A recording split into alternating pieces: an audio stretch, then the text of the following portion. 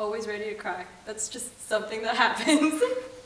But yeah, I was a little bit of a monster.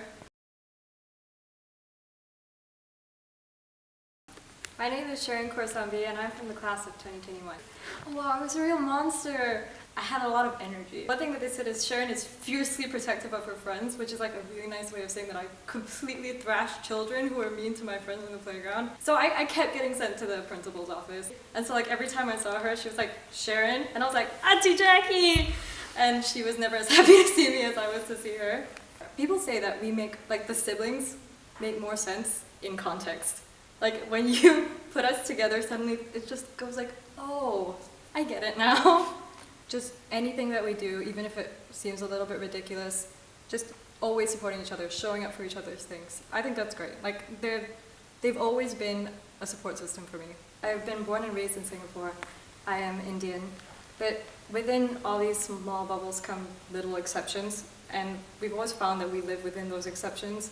Growing up, we didn't really fit into any of the boxes set into us by society. The people that always understood where I was coming from and like knew me best was my family. I think that applies to every family, but I try to be as honest about myself with other people as far as I can.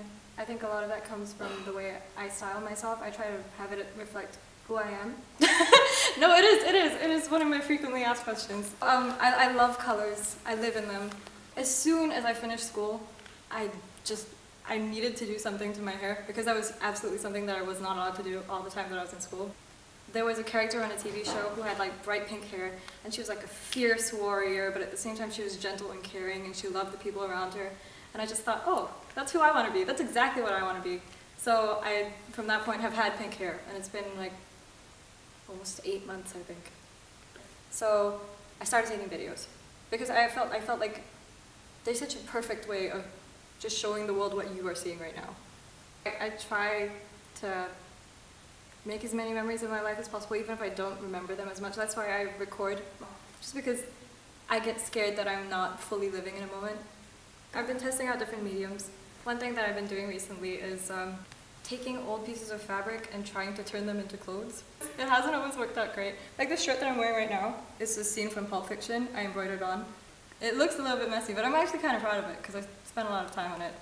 Every time I see an outfit like that Bowie wore, I'm just floored. You'd never think to mix like different things together, and for some reason it never looks strange on him. It all like looks like part of his personality. Like this is him in his clothes, and that's always been what I've tried to reach for. So at one point I was run over and I was put in like a coma for like 1 to 2 days. When I woke up, I was like, do you know what would be really fun? To just mess with my younger sister. So I woke up and then she was like, Sharan, are you okay? And then I looked at her dead in the eyes and I was like, no, I saw God. And she became so flipped out. You know, I cry so much. Every mascara that I've ever bought has had to be waterproof. I always have a packet of tissues on me. It's not even sadness. I'm almost never sad when I cry. I'm emotionally moved by most things. Specific one, I think it was an ad for Uber. And this one kid wanted to become an artist. And then these other kids in school were bullying him. His mom offered him like a piece of coloring and he didn't want to do it. She was like, you wait here. So they called an Uber and they went to the arts museum. Then they flash forwarded like 30 years and he was displaying a piece of art there and she was in the corner supporting him, and then he saw her and man, I was in tears. My friend looked over and she was like, there is no way you're crying at this Uber ad. There we go, that was me.